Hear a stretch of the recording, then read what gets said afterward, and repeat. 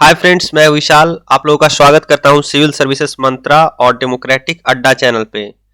और आज आप लोगों को मॉडर्न हिस्ट्री का सेकंड चैप्टर पढ़ाने जा रहा हूं, ईस्ट इंडिया कंपनी और बंगाल के नवाब। तो बिना देर किए हुए शुरू करता हूं।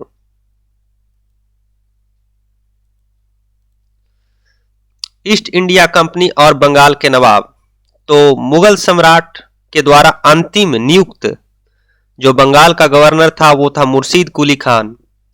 इसका जो कार्यकाल रहा है वो 1717 से 1727, ऑलमोस्ट 10 ईयर्स। इसने अपनी राजधानी ढाका के मकसूदाबाद बनाया। मुर्शीद कुली खान ने अपनी राजधानी कहां बनाया? मकसूदाबाद बनाया। और आगे चल के इस नगर का नाम मुर्शिदाबाद रख दिया। इजारा व्यवस्था और अस्थाई बंदोबस्त की शुरुआत इसी ने किया था। अब आते हैं, उसके आगे का गवर्नर है या सूबेदार है सुजाउद्दीन। ये 1727 से 39 तक रहता है। तत्पश्चात सरफराज आता है 39 से 40, ऑलमोस्ट 1 ईयर। अलवर्दी खां एक सेना नायक था, उसने सरफराज की हत्या कर बंगाल पर अधिकार कर लिया।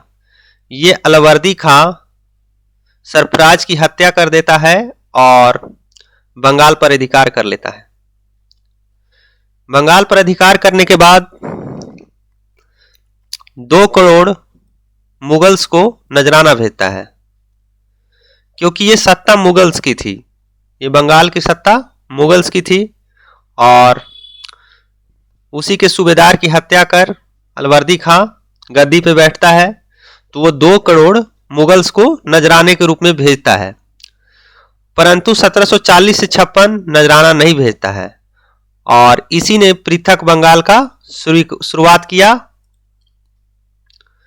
अलवर्दी ने यूरोपियों की तुलना मधुमक्खियों से की थी तथा कहा था, न छेड़े तो शहद देंगी, यदि छेड़ा तो काट काट कर मार डालेंगी। अलवर्दी का कोई बेटा नहीं था, केवल 3 बेटियां थीं। एक बेटी का विवाह ढाका, दूसरे का पूर्णिया और तीसरे का पटना। और इसी पटने वाले से सिराजुद्दौला दोहित्र था। और अलवर्दी की मृत्यु के बाद दोहित्र सिराजुद्दौला उत्तराधिकारी बना। तो एक फेमस घटना है फ्रेंड्स, जो ऑब्जेक्टिव क्वेश्चन के रूप में कहीं ना कहीं आप लोग को जरूर मिला होगा, ब्लैक होल की घटना। और आइए इसी का जिक्र यहां करते हैं। तो ब्लैक होल की जो कथित घटना थी वो सिराजुद्दौला के टाइम घटित हुई थी। और इस घटना का जो डेट है 20 जून 1756।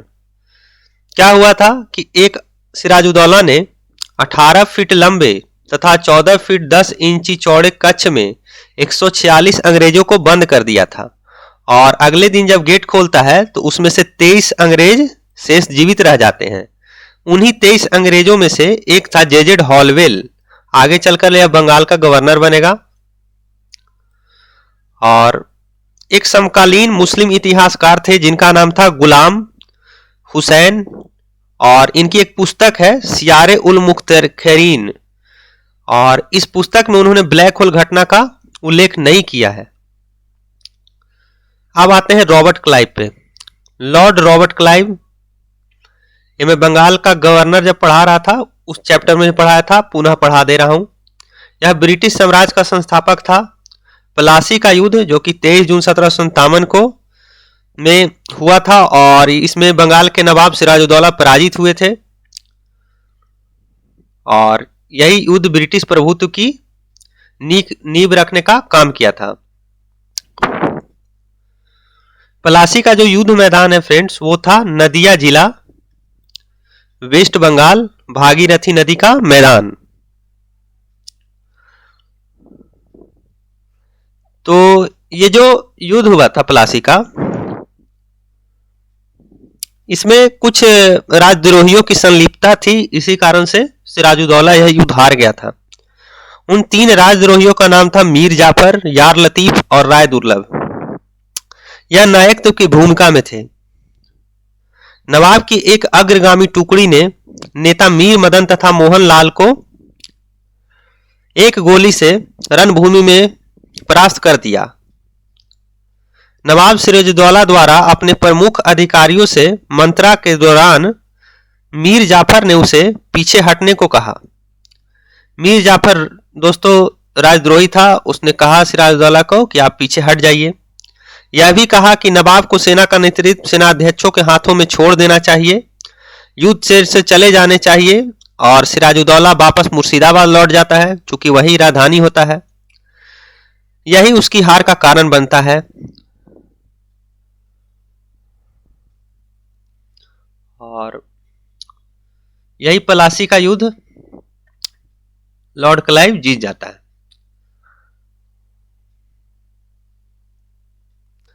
लॉर्ड क्लाइव के समय में ही इलाहाबाद की संधि हुई थी सिराजुद्दौला के साथ। अंग्रेजी सैनिकों का श्वेत विद्रोह लॉर्ड क्लाइव के टाइम हुआ था। क्लाइव द्वारा बंगाल में सफलतापूर्वक लुटेरा राज की स्थापना भी हुई थी। क्लाइव एक सैनिक के रूप में जन नेता था और विलियम पीट का एक कथन है, वह स्वर्ग से उत्पन्न सेना नायक था, हेवनली बोर्न जनरल।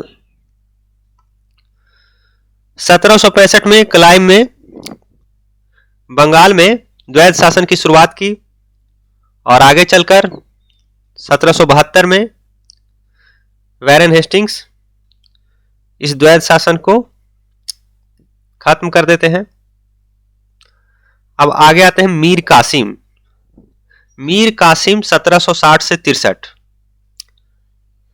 अलवर्दी खां के उत्तराधिकारी नवाबों में मीर कासिम सबसे योग्य था।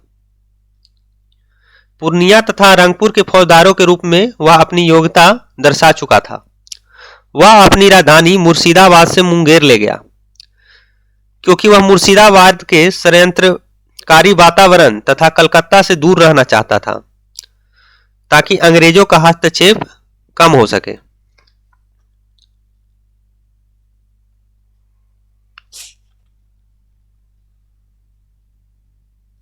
मीर कासिम ने सेना निर्माण यूरोपीय पद्धति पर करने का निश्चय किया। उसने मुंगेर में तोफे तथा तोड़ेदार बंदूकें मैचलॉक गन की व्यवस्था की। अब आते हैं बक्सर के युद्ध पे। बक्सर का युद्ध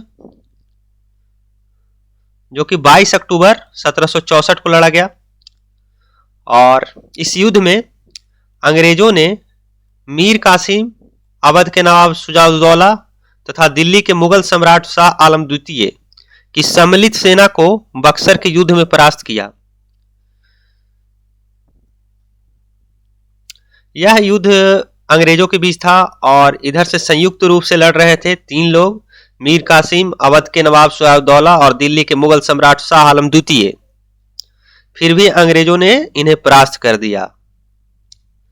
इस युद्ध में अंग्रेजों की कमान मेजर हेक्टर मुनरो ने हाथ में ली और मेजर हेक्टर मुनरो, इनकी चर्चा आंग्ल मैसूर युद्ध में भी होगी। मेजर हेक्टर मुनरो को टीपू सुल्तान पोलीलूर में हरा देता है। इसकी चर्चा आंग्ल मैसूर युद्ध में भी है।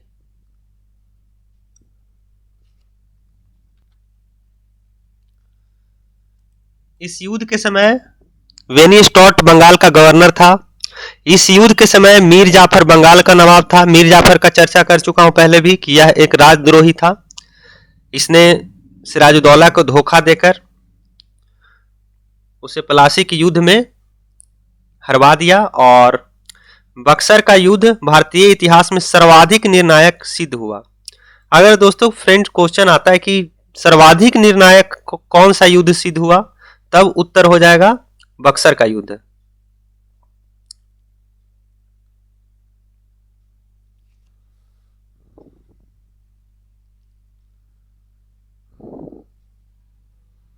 और अगर फ्रेंड्स क्वेश्चन आता है कि भारत में प्रथम निर्णायक सैन्य सफलता मानी जाती है, तब वह हो जाएगा प्लासी का युद्ध। अगर सर्वाधिक निर्णायक लिखा रहेगा तब वह उत्तर हो जाएगा बक्सर का युद्ध।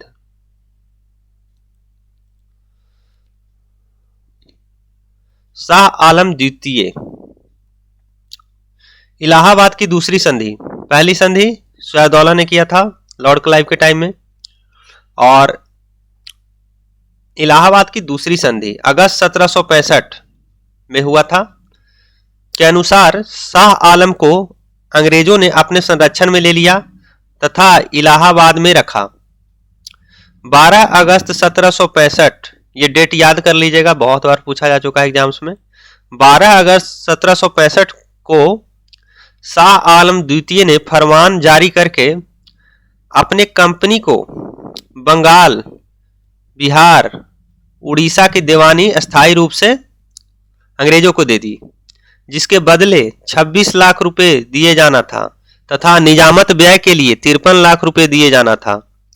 1765 में क्लाइव ने द्वैध शासन लगाया था।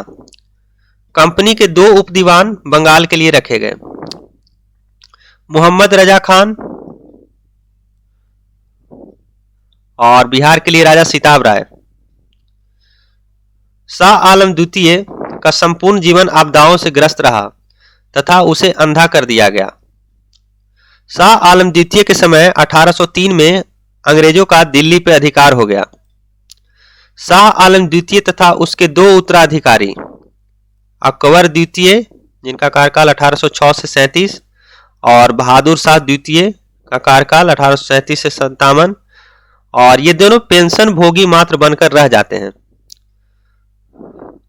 1765 में अंग्रेजों को सिलहट की दीवानी प्राप्त होती है तथा बर्मा के युद्ध के बाद सिलहट के जयंतिया तथा गारो पहाड़ियों से जोड़ने के लिए सड़कों का निर्माण शुरू होता है।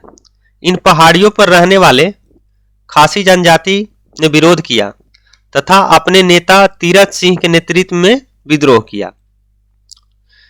के एम पनिकर ने कहा था कि 1765 से 72 कंपनी ने बंगाल के डाकुओं का राज स्थापित कर दिया था। आइए फ्रेंड्स देखते हैं कुछ 18वें शतक के युद्धों का कालक्रम। अंबर का युद्ध 1857,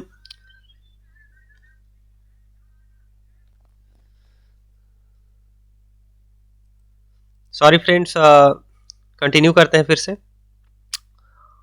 तो हम 18वें शतक के युद्धों का कालक्रम देख रहे थे। अंबर का युद्ध ये 18वें शतक का था और यह अगस्त 1749 में हुआ था।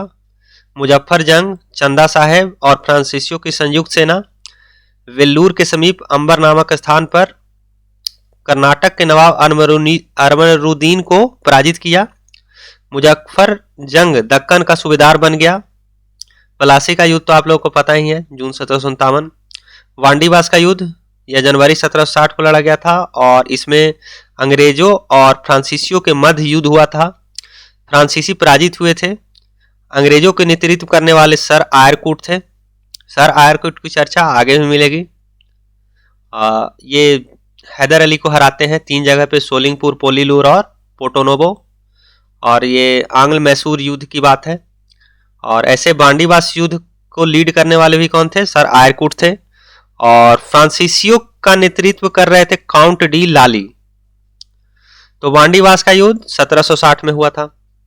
बक्सर का युद्ध अक्टूबर 1764, 22 अक्टूबर 1764।